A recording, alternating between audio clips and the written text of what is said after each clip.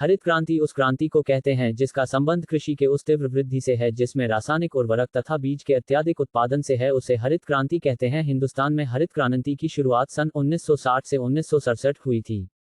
इसे प्रारंभ करने का श्रेय प्रोफेसर नॉर्मन बोरलॉग को जाता है, लेकिन भारत में एम.एस. स्वामीनाथन को इसका जनक माना जाता है।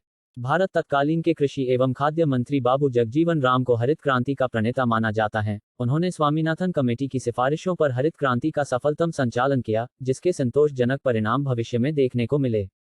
हरित क्रांति से अभिप्राय देश के सिंचित एवं असिंचित कृषि क्षेत्रों में अधिक उपज देने वाले संकर तथा बौने बीजों के उपयोग से फसल उत्पादन में वृद्धि करना है। हरित क्रांति भारतीय कृषि में लागू की गई उस विकास विधि का परिणाम है जो 1960 के दशक में पारंपरिक कृषि को आधुनिक तकनीकी द्वारा प्रतिस्थापित किए जाने के रूप में सामने आई। क्योंकि कृषि क्षेत्र में यह तकनीकी एकाएक तेजी से इसका विकास हुआ और थोड़े ही समय में इससे इतने आश्चर्यजनक परिणाम निकले कि देश के योजनाकारों, कृषि विशेषज्ञों तथा राजनीतिज्ञों ने इस अप्रत्याशित प्रगति को ही हरित क्रांति की संज्ञा प्रदान कर दी। हरित क्रांति की संज्ञा इसलिए भी दी गई क्योंकि इसके फलस्वरूप भारतीय कृषि निर्वाह स्तर से ऊपर उठकर आधिक्य स्तर पर आ चुकी थी। हरित क्रांति के फलस्वरूप देश के कृषि क्षेत्र में महत्वपूर्ण प्रगति हुई। कृषि आगतों में हुए गुणात्मक सुधार के फलस्वरूप देश में कृषि उत्पादन बढ़ा है। खाद्यान्नों में आत्मनिर्भरता आई है।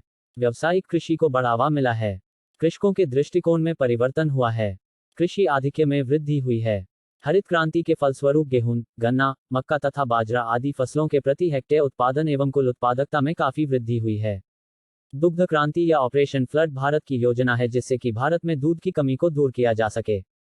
इसे श्वेत क्रांति भी कहते हैं। 13 जनवरी 1970 को इसकी शुरुआत हुई। दुग्ध कृषि या डेयरी उद्योग या दुग्ध उद्योग कृषि की एक श्रेणी है। यह पशुपालन से जुड़ा एक बहुत लोकप्रिय उद्यम है जिसके अंतर्गत दुग्ध उत्पादन, उसकी प्रसंस्करण और खुदरा बिक्री के लिए किए जाने वाले कार्य आते हैं। इसके वास्ते गाय, भैंसों, बकरियों या कुछ एक अन्य प्रकार के पशुधन के विकास का भी काम किया जाता है। अधिकतर डेयरी फार्म अपनी गायों के बछड़ों का गैर दुग्ध उत्पादक पशुधन का पालन पोषण करने की बजाय सामान्यतः उन्हें मांस के उत्पादन हेतु विक्रय कर देते हैं। डेयरी फार्मिंग के अंतर्गत दूध देने वाले मवेशियों का प्रजनन तथा देखभाल, दूध की खरीद और इसकी विभिन्न डेयरी उत्पादों के रूप में प्रोसेसिंग आदि कार्य सम्मिलित हैं।